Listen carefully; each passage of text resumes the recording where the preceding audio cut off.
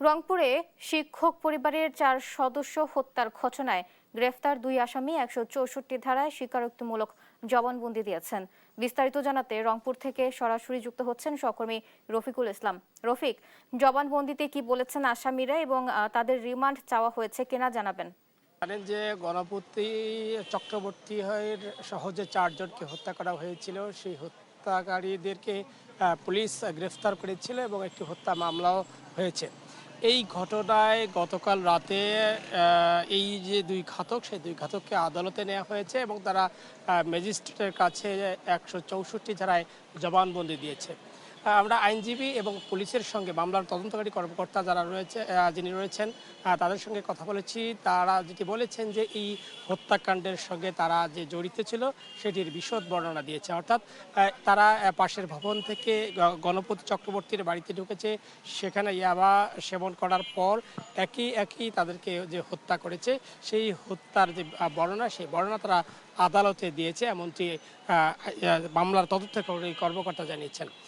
একই সঙ্গে আমরা কথা বলেছি এই 4 হত্যাকাণ্ডে যিনি সুরতহাল রিপোর্ট করেছেন তার সঙ্গেও আমরা কথা বলেছি। তিনি বলেছেন যে এই 4টি যে হত্যাকাণ্ড, সেই হত্যাকাণ্ড মূলত শ্বাসরোধ করে হত্যা করা হয়েছে, এমনটি তিনি জানিয়েছেন। এই 4 জনকে গতকাল রাতেই সৎকার করা হয়েছে। সব মিলিয়েই রংপুরে এই ঘটনার যে উদ্বেগ, সেই উদ্বেগ বাড়িয়েছে। আরেকটি বিষয় আপনি জানতে চেয়েছেন যে এই মামলায় যারা গ্রেপ্তার হয়েছেন তাদেরকে রিমান্ড দেওয়া হবে কি না। মামলার তদন্তকারী কর্মকর্তা এবং মেট্রোপলিটন পুলিশের অতিরিক্ত পুলিশ কমিশনার সনাতন চক্রবর্তী তিনি আমাদেরকে কিছুক্ষণ আগে জানিয়েছেন, যেহেতু আসামিরা পুলিশের কাছে এবং আদালতের কাছে স্বীকারোক্তিমূলক জবানবন্দি দিয়েছেন যে এই হত্যাকাণ্ডে তারা জড়িত, সে কারণে নতুন করে তাদেরকে রিমান্ড আবেদনের কোনো প্রয়োজন নেই। পুলিশ নতুন করে তাদেরকে রিমান্ড আবেদন নেবেন না, এমনটি তিনি জানিয়েছেন। তবে মামলার অন্যান্য যে দিনে জামিন শুনানি বা অন্যান্য যে প্রক্রিয়া, সেই প্রক্রিয়া হয়তো তাদেরকে কারাগার থেকে আদালতে নেওয়া হবে, এমনটি তিনি জানিয়েছেন।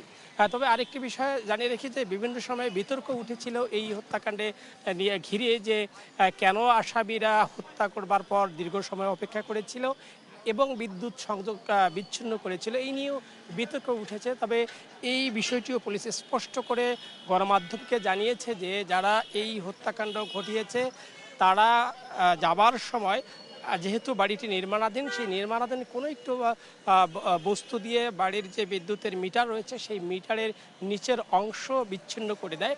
সেই বিচ্ছিন্ন করবার কারণেই কিন্তু পুরো বাড়ির এই বিদ্যুৎ সংযোগ বিচ্ছিন্ন হয়ে যায়। এটিতে বিতর্কের যে অবসান সেটি করেছিল। আরেকটি বিষয়ে পুলিশ আমাদের কিছুক্ষণ আগে জানিয়েছেন যে আরেকটি বিষয়ে বিতর্ক তৈরি হয়েছে, যে পুলিশের যে উপ পুলিশ কমিশনার ডিবি তার গায়ে যে শার্টটি রয়েছে সেই শার্টের সঙ্গে আসামি একজন সিদ্ধার্থ, তার গায়েও শার্টটি একই কালার। তিনি এটি স্পষ্ট করেছেন যে দুজনের কালার কাকতালীয়ভাবে মিলে যেতে পারে। আরেকটি বিষয় স্পষ্ট করেছে পুলিশ, সেটি হচ্ছে যে যে উদ্ধার করা হয়েছে স্বর্ণালঙ্কার সহ অন্যান্য মালামাল যে উদ্ধার করা হয়েছে সেটি স্পটে নয়, বরং ভিডিও কলের মাধ্যমে। আসামি যেহেতু অন্য কোথাও ধরা হয়েছে, সেখান থেকে স্পটে থাকা পুলিশের যে সদস্যরা ছিলেন তাদের ফোনে ভিডিও কলের মাধ্যমে লোকেশন চেক করেই এই মালামালগুলো উদ্ধার করা হয়েছিল বলে জানিয়েছে পুলিশ।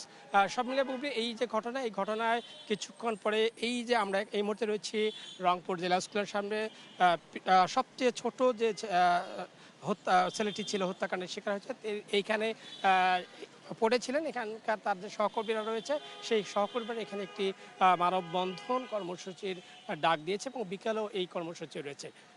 বুবলি।